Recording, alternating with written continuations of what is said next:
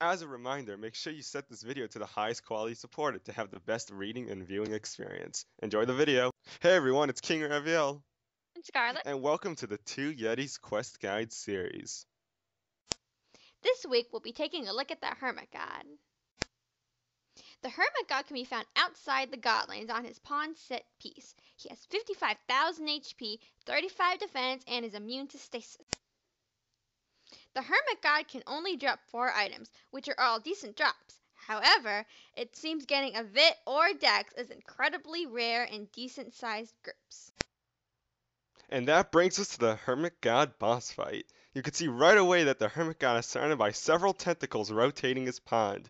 You must kill all 8 of these before you can begin to do any damage towards him. It's best during this phase to either chase after the tentacles or stay in one place and shoot them as they pass by, seeing that the tentacles circle the pond.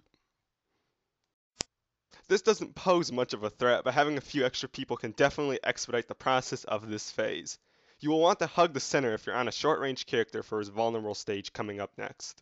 During this phase, he spawns several whirlpools that move around his pond. These cannot be killed, but can be ignored with higher defense. As you saw there, the Hermit God dies very quickly with a decent sized group. You can now see his 100% of the time Ocean Trench drop, which in itself can contain some valuable items.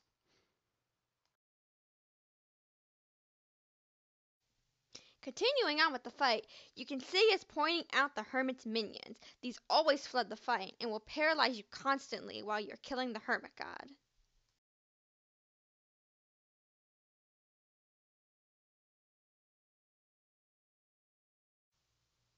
You can now see what lag is typically involved with this fight. When Hermit God becomes vulnerable, the screen is often overloaded with objects, causing a massive lag spike. He can also blind you during the stage. And that brings us to our video summary where we rate the boss on a scale of 1 to 5.